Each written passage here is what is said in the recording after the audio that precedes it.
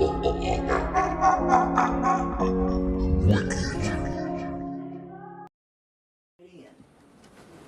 see, when the government brought it in, we talk about how McDonald's down in Atlanta, one down in 5 Points. 5 Points is our, if you ever want to see some black people behaving a certain way, you go down to 5 Points in Atlanta. Them niggas walk around with green weed and shit on and acting like a fool. But they got a McDonald's right behind it. And the brother hit me to it, and he said that, he said, I went down and got a fish sandwich at that McDonald's, and my lips got numb.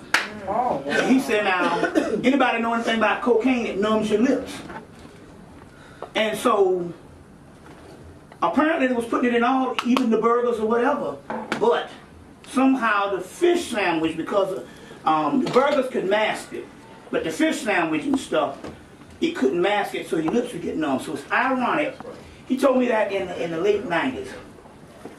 When Linda came, McQueen, we went to a famous McDonald's, one of the first black-owned McDonald's on Cascade, and we got a fish sandwich.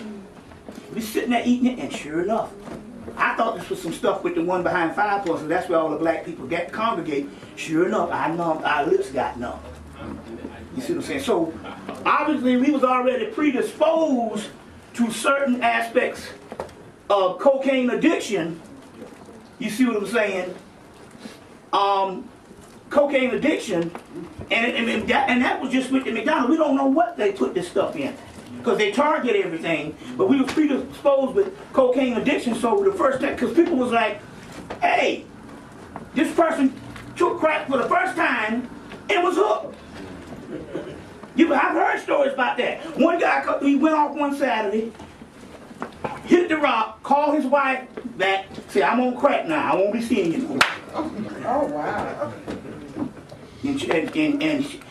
And next time she saw him 10 years later, he was dead.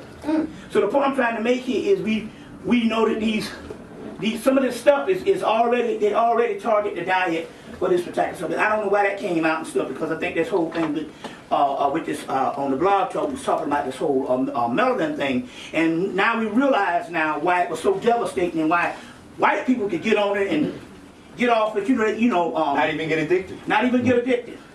It was like the ecstasy thing. This is just an experience. You see, so it's just amazing on how that whole thing went down. So, but I want to go into this Olmec thing. It's going to be short, and then we can go into some question and answers. And I was telling the story about how somebody mailed me this mint coat in the mail with the tag on it, brand new. Brand new, back in 06. And it's ironically, when I was up in Baltimore, we met a brother.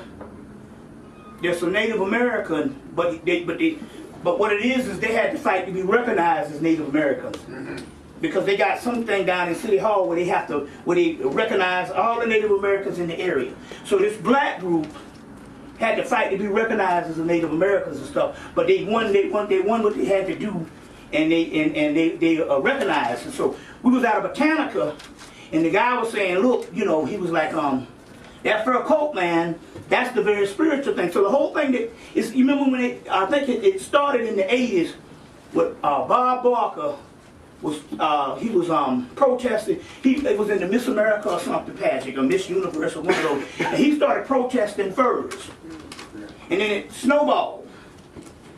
Now this is a spiritual story, because they got to the point where as they beat white people down so bad too, you don't even see white people in furs. You go to the airport, you might see an older white woman, and the only people you see in furs is black people. And I think it's based on, I think it's a fear thing. They know they ain't gonna step to no sister and ask her about her fur coat. Might be a beat down. See what I'm saying? You see, or they might think, well, they don't know no better, or something. Whatever it is, you go to the airport, the only people you see in fur coats is black women. And rare, you might see a brother like this jacket here, but it's interesting here because you might see, every now and then you'll see a brother with one on, and you know they're not going to step to no brother. You know, then they start complimenting, oh, I like your coat. You see, like that. So, but what Native American was saying, you know, all the shamans wore the furs. You see, they wore the furs, and that's being one with the animal. You see, and so that's what Mitchell Gibson is talking about. When you eat an animal, how does this thing go? It's like a Kabbalistic scale. Right. So if you eat an animal, then they say that animal spirit can incarnate as a human in the next cycle. If a bull, you see, eats the grass, then the grass can incarnate as a bull in the next cycle.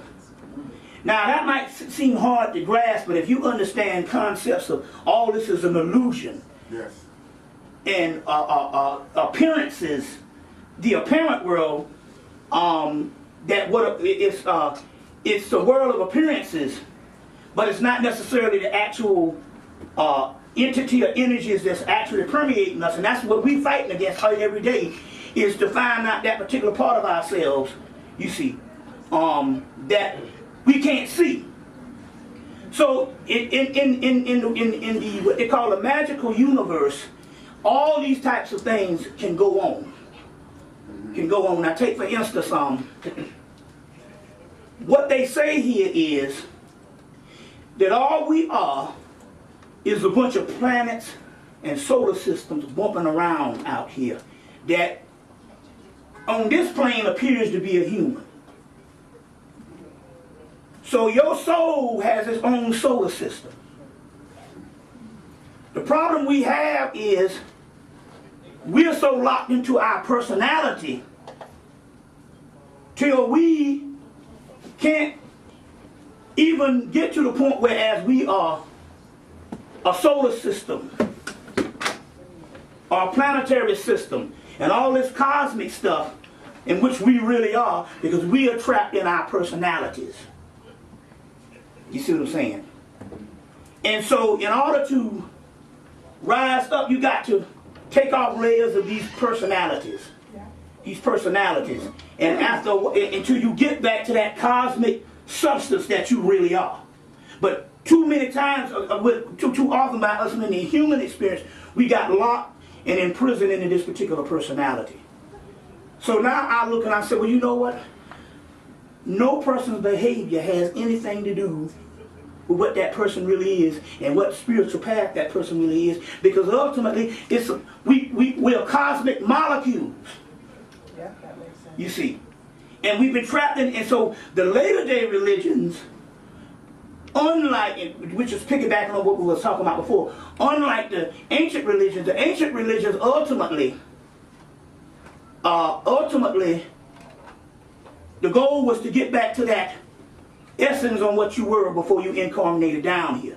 The later day religions, to enslave people, yes, they started focusing on the personality, moralism. Don't do this, don't do that. You see. Now, Charles Finch said something years ago, this was in the 80s. He said, the Egyptians didn't look at animals as being subordinate. They said that the animals were equal to them. And I had problems with that, because that's the ego. Until I got some cats. oh yeah, Now my cats live outside. I don't have the cats in the house. But I got some cats, and these cats went from a variation of different color cats into all black cats. So we got mostly all black cats. And then I thought about what he's saying by just looking at them, and I said, you know, these cats are the gods. These cats are the gods. I said, you know, you got the goddess Bass, Sekhmet, Pashet, and these particular, you know. And in Islam, they would call it the 99 attributes. You see what I'm saying? You know, And I'm looking at these cats, and it finally dawned on me after 4 years of feeding them.